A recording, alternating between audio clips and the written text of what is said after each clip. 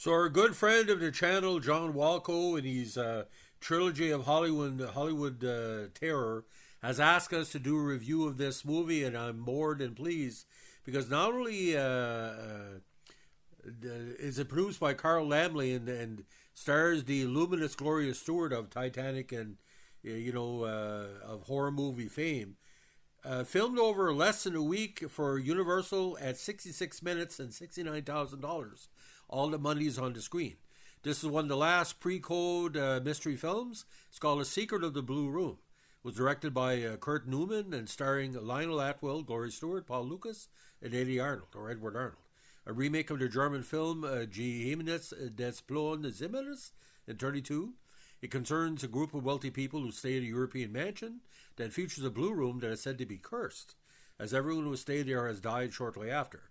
Three people suggest a wager that each can survive a night in the blue room. Filmed over a 6-day period, it was Universal's least expensive production that year. Released in July 1933, it was met by mixed reviews from critics, receiving praise for his performances, but criticism for his formulaic plot devices. Universal later remade the film as The Missing Guests and Murder in the Blue Room in 1944. Now, at her family's rural manor in Germany, Irene celebrates her 21st birthday with her father Robert, her suitor Thomas, and Thomas's two rivals, Walter and Frank. Thomas challenged Walter and Frank to each spend a night in a mysterious locked blue room in which several murders have occurred years before, each at exactly 1 hour past midnight. The first victim was Robert's sister, followed by his best friend and later a detective who attempted to solve their debts. Thomas sleeps there in the first night, but disappears exactly at 1 a.m. Now, when Irene explores the blue room alone the following day, she's attacked by an unseen assailant and loses consciousness, regaining it with no memory of her attacker's identity. Frank agrees to spend the night in the blue room after Robert retires for the evening. Frank begins playing a piano in the room shortly after midnight to signal to the others that he's still alive. Unable to sleep, Irene is comforted by Walter before a gunshot rings out and the piano playing ceases. Walter rushes to the blue room where he finds Frank shot to death. When Walter reports Frank's murder to Commissioner Forrester, moments later an alert buzzer sounds from the blue room. Walter enters the room to find a cat has triggered the buzzer, but I can't explain how the animal accessed the room. The next day, the Commissioner and his assistant Max question the von Heldorfs and their guests, along with Mary and Betty, servants of the manor, and Paul the butler. The butler did it. Betty tells the Commissioner that she saw a strange man exit the blue room after Frank's murder. Now, the next day, an apparent vagrant enters the manor, and Robert confesses to the Commissioner in confidence that the man is his brother, who is in fact Irene's biological father. On the fifth night, the Commissioner oversees the manor while Walter stays in the blue room, hoping to apprehend the killer. Walter eventually places a dummy in the armchair in the blue room and hides behind a coat. At exactly 1 a.m., the assailant breaches the door to the blue room and aims a revolver at the dummy before firing. The cloaked assailant flees in an underground corridor system that runs beneath the manor, with Walter and the Commissioner's officers in pursuit. Following a gunfight, the killer is apprehended and revealed to be Tommy. Tommy confesses to killing Frank and plotting Walter's death out of jealousy, believing both men were threats against his relationship to Irene. And this is played, of course, by William Janney.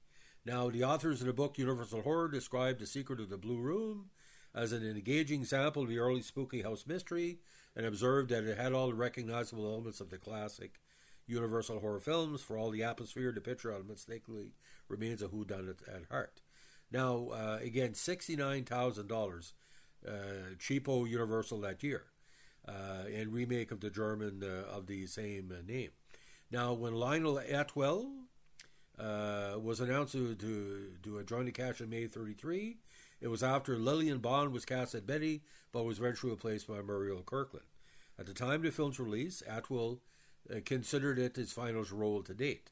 The film, again shot in June 1933 on the Universal lot. Portions were filmed on sets and appeared in James Whale's The Old Dark House, which featured Stewart in a leading role. Now, released in the United States on July 20th, it later received theatrical release in England and Canada in late December of that year. Beginning in the late 50s, the film received a revival through television syndication, frequently airing on late-night cable as part of the Shock Theater series.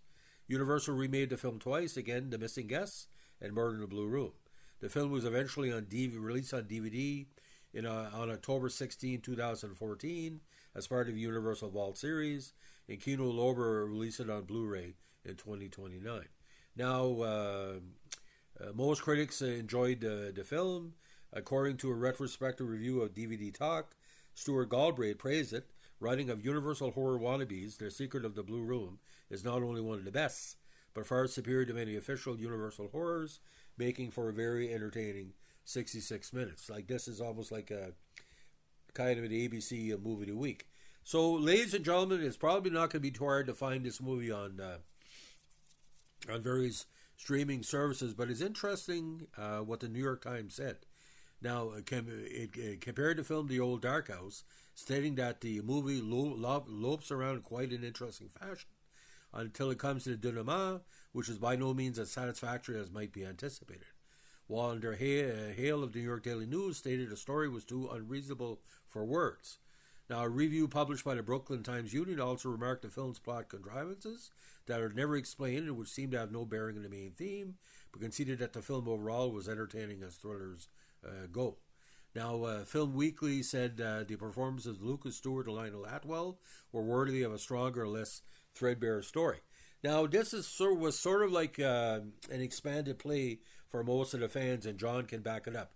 Anything that involves the early years of Gloria Stuart is always going to be well appreciated. Now, talking about Shock Theatre, this was a package of 52 pre-48 classic horror films from Universal, released for syndication in October 57 by Screen Gems, the TV subsidiary of Columbia. The Shock Theatre package including Dracula, Frankenstein, The Mummy, The Invisible Man, and The Wolfman, as well as non-horror spy and mystery films.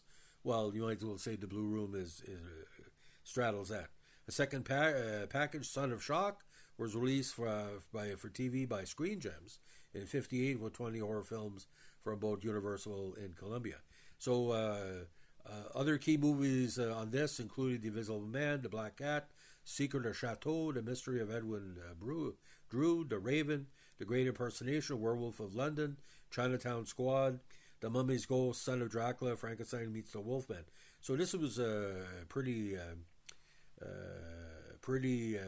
intense stuff, ladies and gentlemen. The idea about Gloria Stuart, again, not to say she was James Whale's muse, but anytime she worked in a movie that had a James Whale style to it was immense. And I think that's the reason why she became so respected in later life, is because she was the last link for a lot of people to the old Universal movies. And check her out in Titanic. It's a very interesting performance. All I can say, there's a feminine strength that only she could portray in movies like this. So again, don't forget, ladies and gentlemen, we always take requests on the channel, like John did, and The Secret of the Blue Room. It would be good for like a young play, like a 90-minute play, like a bunch of young actors. I think it'd be really cool. So, ladies and gentlemen, if you like what we're doing here, what are screenshots and remote control podcasts, let us know with a like, comment, subscribe, or share.